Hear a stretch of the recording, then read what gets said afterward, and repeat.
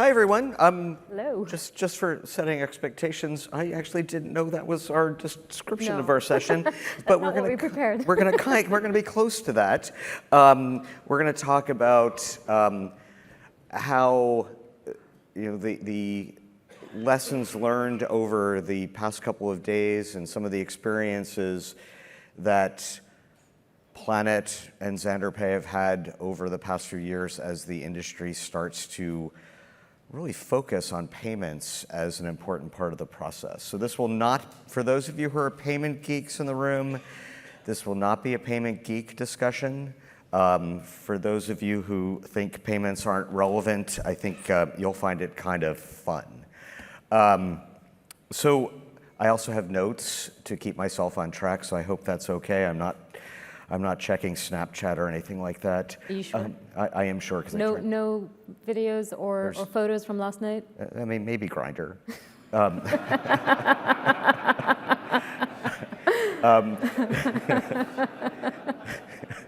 So switching. Always so honest at the first session on Wednesday morning. So Planet. Proudly one of our sponsors and one of our partners at HEDNA.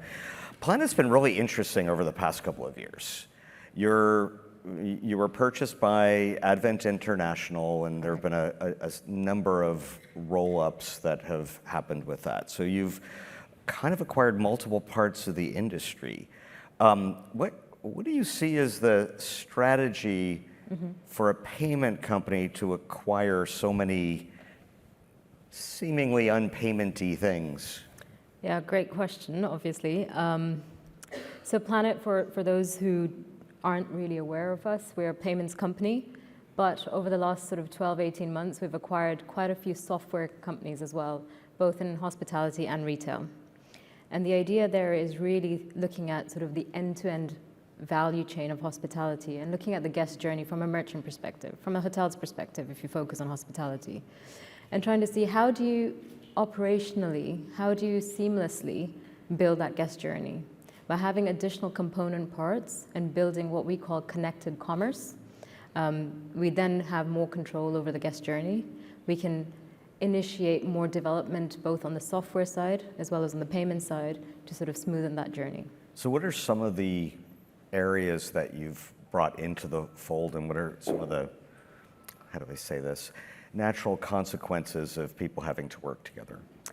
Well, bringing any company together, much less 4 or 5 in a very short span of time, has its challenges from an integration point of view. But I think we all share the same vision. And because we're sort of all from the hospitality space, I think the vision was very clear. We want to all work for the hospitality industry. And some of the elements that we're working on, so we've acquired 2 PMSs. We've acquired a vacation rental management system as well. And what we've done there is we've actually integrated our payments fully into the software. So you can, from a merchant's perspective, a hotel's perspective, it reduces the point of contact, the point of contract, and the point of service. So all that's done through one channel. So that really makes it much easier operationally. You don't have to go to 10 vendors. Right. Right? And for those people who are in the room, I mean, that could either be considered a competitive threat or an opportunity. How would you view I think that? it's both, and I think this is what makes us unique and what we've done from a merchant perspective. Again, we don't want to tie any hotelier into Planet, right? We want to make ourselves modular. So take our PMS if you want, take our payments if you want. We also integrate with a lot of other non-native PMSs. So whilst we have our native stack, which is the ones we've acquired, we're integrated to multiple different PMSs, and we work with a lot of different payment vendors ourselves. So we're not saying you have to work with us. And we recognize the need to do that, because if you've heard over the past few days, there's a global reach, and we cannot be global. There are local requirements, and we can't always meet those local requirements. So to give that flexibility, we've had to think about it from a merchant's perspective. What's the internal process been like to get everyone aligned? I mean, I just can't imagine that's fun. Look, it's not going to be easy, but like I said, I think from a vision perspective, everyone's with the vision. Everyone's got that same sort of desire to sort of solve that operational burden, to help the merchants, to grow the industry, to sort of change the industry as well. You know, we really all want to, we've all spoken last couple of days about seamless guest journey, making it easier for the guests to check in, check out. I think everyone wants to get there. So I think we've got the same goal. That's interesting. And sort of in this scenario, you have a payment company that's reaching out to other parts of distribution and the guest experience. And then you sort of compare that to Booking.com, which has not been a payment company, but last year's press release that they would like to be a fintech. I mean, how do you compare and contrast the two? I think they're quite different business models. So Booking.com, they've gone down the fintech route. They've adopted what we call merchant of record model of sorts, and they provide multiple services. So you can book your airline, you book your hotel, you can book your car service, you might book a concierge service, a spa, all through a single payment. And they collect that payment, and then they sort of pay the merchants in the background or the suppliers in the background. We're not really doing that, right? The merchant is still the merchant. We're just facilitating the different component parts, but making it much easier. Well, it's interesting because in the conversations we had on Monday, we were talking with some of the more, I don't want to use the word legacy, more lasting technology companies, and there's an opportunity to really have companies like Amadeus and Sabre, who did a fantastic job on Monday. And if you want to watch, if you weren't there, as Chris said, that session will be available. And it was really an insightful discussion. I think my biggest takeaway from that discussion was something that Jenny Mays said, and it was sort of the challenge that we as an industry have is that at the time of booking, a transaction doesn't occur. Mm-hmm. And if you look at from a payment perspective and from a alternate form of payment like our friends at Uplift, that is a challenge. Mm-hmm. And at my company at XanderPay, we view ourselves to be a respectful disruptor. Right. I think it's important for anyone coming into this industry to understand that there are lots of companies here that are going to be your partners, your competitors, Absolutely. And your customers. Exactly. And I think that's sort of consistent with your model at Absolutely. And I think, having a discussion this morning with one of our colleagues here, there is a level of competition.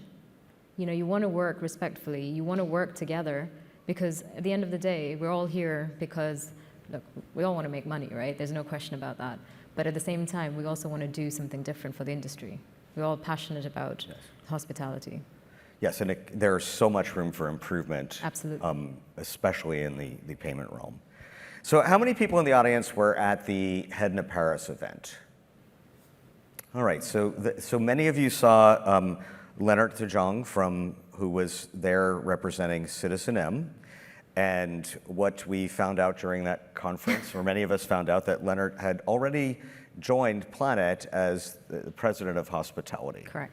And he did a great job in Paris and had just joined. And I think that was 4 months ago. What do you think has been the biggest lesson that this hotelier guy moving into payments has learned over, since he moved over to the dark side? I think Leonard would say that the biggest sort of shock to him was he thought he knew payments, but actually there's a lot more to payments. It's a lot more complex. And I think he didn't really appreciate the complexity that payments comes, especially when you're talking about hospitality or hotel merchants that have franchisee models or multinational models, where it's not managed, it's not fully owned, as Citizen M has. They've grown sort of, ground up. So they've controlled their processes, they've controlled their operations, they've built in digital native elements. Whereas, we talked about long-lasting legacy tech stacks, and it's very difficult to do a migration, and you've got to bring your stakeholders with. So you also saw that actually that digital native that he was so used to is not quite there outside that sort of ecosystem. And simple things like automated no-shows or digital check-in, check-out is just not prolific in the industry as he thought it might have been. So that was a bit of a shock to him. And what would you say would be your biggest lesson learned from his experience as a hotelier with regard to payments? I think what I think is quite inspirational from Leonard is his vision to make that happen. And his biggest sort of goal with Planet and the hospitality industry is to achieve what he calls welcome back. He wants to be able to provide a service to hoteliers where they can say, welcome back, Mike. That's not been achieved in the industry. And I think that's what we want to achieve together. Yeah, it's really interesting. We were talking on Monday about the experience coming through customs in the US now. Yes. Like, I haven't shown my passport to enter the country in a year. Like, everything is biometric. You see, they do an eye scan and they're like, well, welcome back, Michael.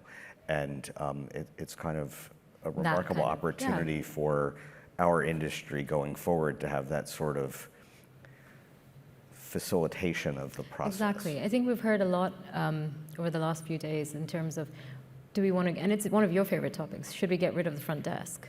Yes. Right? Anyone who has ever had a flight canceled at Heathrow and decided to stay at the Sofitel and walk into a line of 60 people waiting for rooms, you would love for there never to be a front desk again. Well, exactly, right? So imagine you walked in and all you did was an iris scan, or you tapped your phone or your app or whatever it is, and it said, welcome back, Michael. We've got this room booked for you, and off you go. That's, it's a long journey to get there, but... Well, I think we're starting to get to the point where we're setting up a false choice. And not you and I, but just as our discussions in general. Some hotels will really want to have a front desk experience to welcome the guest and provide that element of hospitality. I think when we talk about imagine a world without the front desk, it's really imagine a world without a front desk where you need to give a credit card, an ID, passport, or whatever, and wait to sign. Imagine it's still in many hotels you have to sign forms. Yes. I mean, that is when I give your life details. Right, exactly. I mean, if I book something, I shouldn't ever have to give my address at check-in. No. And so I think that's where, when we talk about the eliminating the front desk, it's a little bit of a misnomer, well, not misnomer, whatever the equivalent word is. It's not quite precise, right? Because it's eliminating payment from the front desk. I think is important. It is. I mean, there's always going to be required regulations, right? That you need to capture certain amounts of information. But imagine if that information was readily available because of a tap of a phone. Well, I would also say, as an industry group, we should probably look at why those requirements exist, and I don't know that we have. I mean, do we really need to have a passport copy at a hotel? We can fight with our tax regulations. We went through all those GDPR battles, to protect privacy, and then suddenly you're handing your passport over to some random person who's worked at a hotel for an hour. Yeah, if you're lucky. So switching gears a little bit, and this is where I think our topic of payments becomes, I think, useful to all hoteliers. Payment costs, we've done some calculations, and certainly nothing that's been audited by PricewaterhouseCoopers or anything like that. But generally, payment costs run about 4% of the overall cost of a room. Can you think of any other expenditure that a hotel has that is that significant, that doesn't have dozens, if not hundreds of people managing that process? No. I think that this is something we've seen, right? And again, I think I mentioned it in the previous one of the previous sessions we've done, Mike, is whenever there's a massive cost associated to a technology or an IT or service that a hotel takes, there is a team behind it, assessing it, understanding it, looking at how they can improve it and how it fits into their overall sort of business decision. In hospitality, we're not there, right? This is a trend we saw in the retail industry not so long ago, where payments, big part of the retail industry, but nobody understood what the cost of payments was.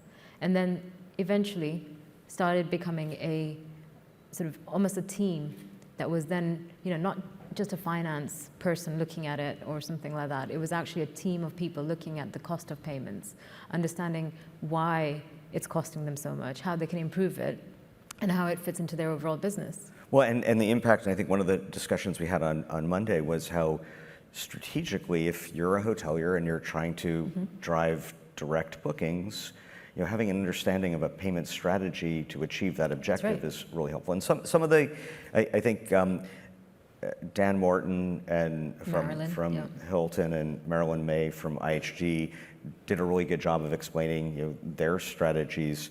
I think it's a tremendous opportunity for the industry to control that cost.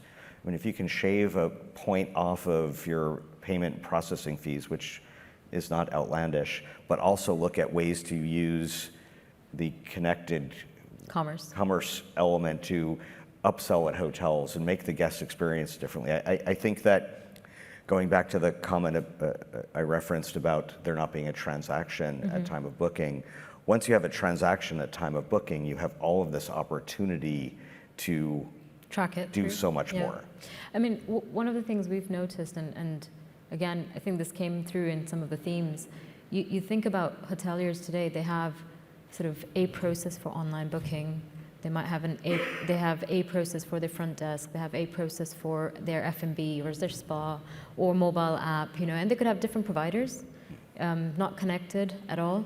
And they probably don't understand the total cost of providing those separate services. Oh, there's no data. I mean, that's because historically every payment historically has been done at property.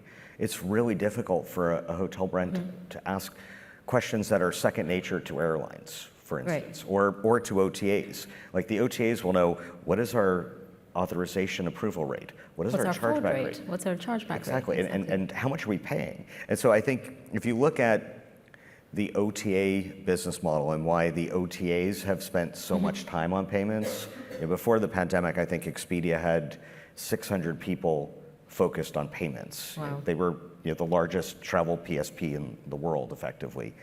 If you think about their, and I'm using hypothetical, so I'm not violating any rules of rate parity. If the cost of payment is 4% and a company has a 15% commission rate, the cost of payment ends up being close to a quarter of the operational cost. So they really focused on those. So for hotel brands looking at payments, I think it's pretty important to look at what the OTAs have done. There needs to be a focus on it. There needs to be an understanding of the cost base. There needs to be an understanding of the different components of it. And then, more importantly, there needs to be a centralization of that data, right? Not just from a payments perspective, but then it gives you sort of a view of your customer as well, right? You could find a customer spending in your spa or your F&B, but you've no idea where they've come from or how they've booked. Right? But if you've got it a bit more centralized and a bit more awareness of where it's coming from, then you can profile your guest. Well, and absolutely, and sort of while I'm in the realm of making sure I don't violate HEDNA code of conduct, we talk a lot about rate parity. And I mean, are you aware of any companies that are factoring in the cost of payment into the actual reservation? I don't know of any myself, but again, it depends on whether they actually know their cost base. So if you don't know your cost base, I doubt they're putting it into the actual cost or the reservation or the price of the room. Yeah, well, one of the things that my company likes to share is how the B2B payments work. And we look at virtual credit cards, and every hotelier in the room accepts virtual credit cards, and they provide lots of value in a lot of different circumstances. The HEDNA and HDNG implemented the Open Payment Alliance technology standards, which allow for more efficient processing of VCCs. But when we're talking about that 4% cost, that doesn't include breakage, which isn't even calculable. And if you look at gift cards or you look at VCCs, there's a tremendous amount of breakage. Obviously, gift cards go benefit the hotel.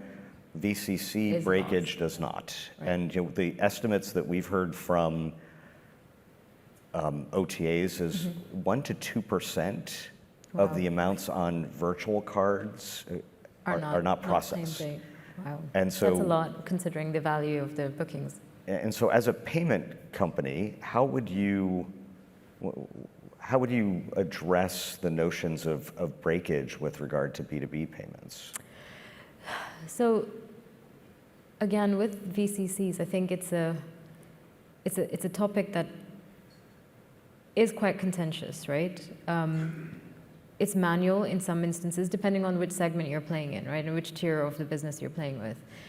You'll get manual operators going into an intranet of an OTA, pulling out the VCCs, manually processing them, forgetting about them, hence the breakage, or processing them too late, and therefore it's not being processed. There are sort of initiatives in the industry to automate VCC processing.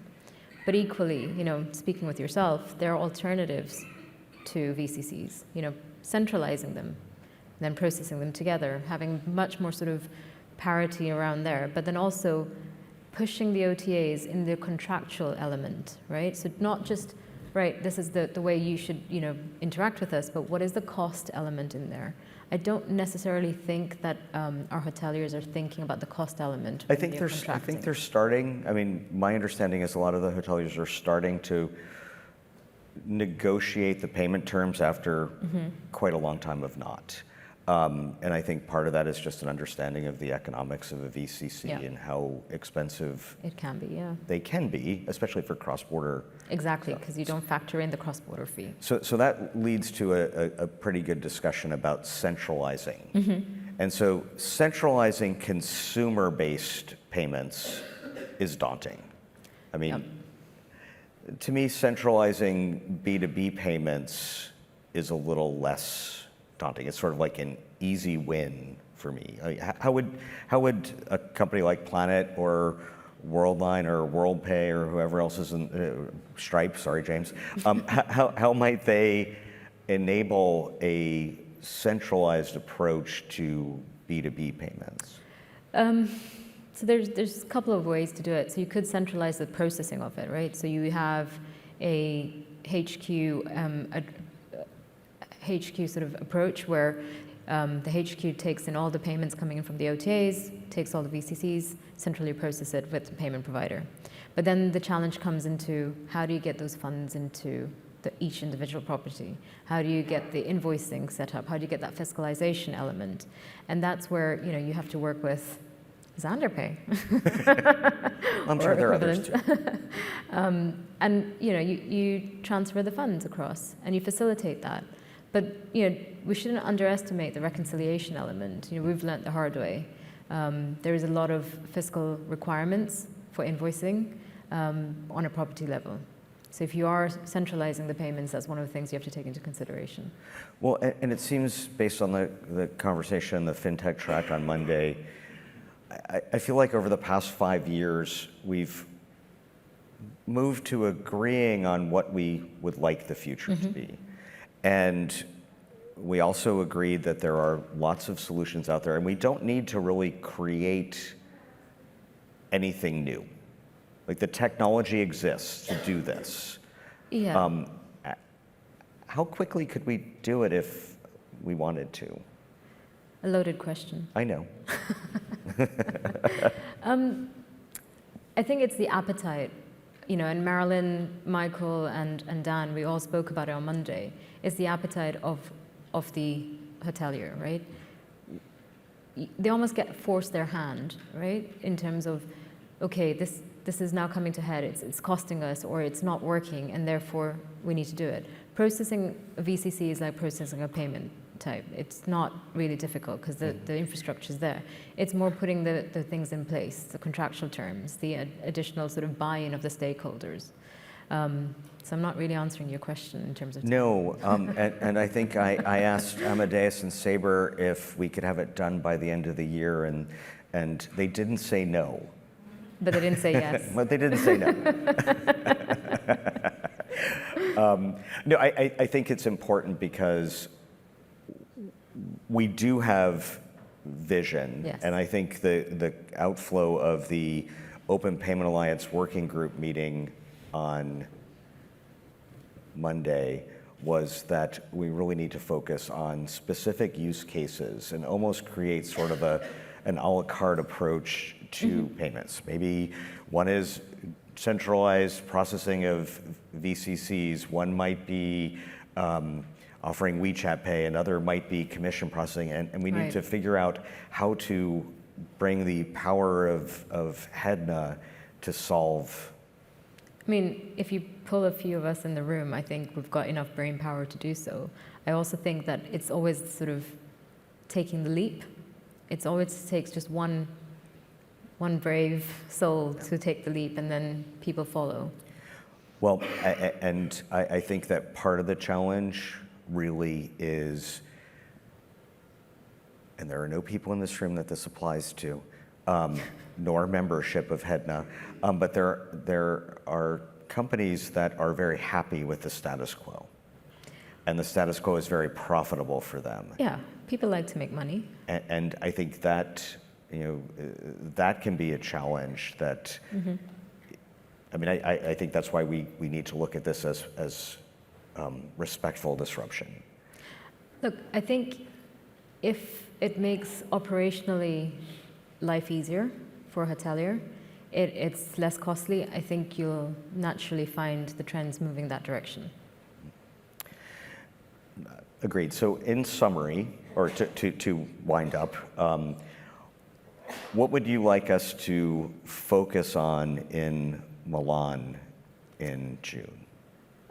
I think what I found is there is an increased growth in sort of, or appetite in understanding more about payments, right, within the wider hospitality ecosystem, not just B2C. We've talked about alternative forms of payment, we've talked about sort of currency. I think that those are great, but what else? Where do you really make the difference? How do you then take it from end to end, the customer journey, and really put it in the merchant's perspective? Why should they look at it, right? We've talked about, look at B2B, look at B2C. They need some focus. What's sort of low-hanging fruit? Where should they focus initially on? It's too much to focus on altogether. They need sort of bite-sized pieces. I think that makes sense. And from my perspective, I think understanding the importance of the cost of payment to the overall distribution setup is really important. And I think we can probably do a little bit of analytical work between now and then to really justify. I think we're now at the point where numbers need to be used to justify next steps, and I think that's kind of an important thing for the next few months. Absolutely. So with that, thank you very much. Thank you. Thank you, everyone, and see you at lunch. Thank you. Thanks.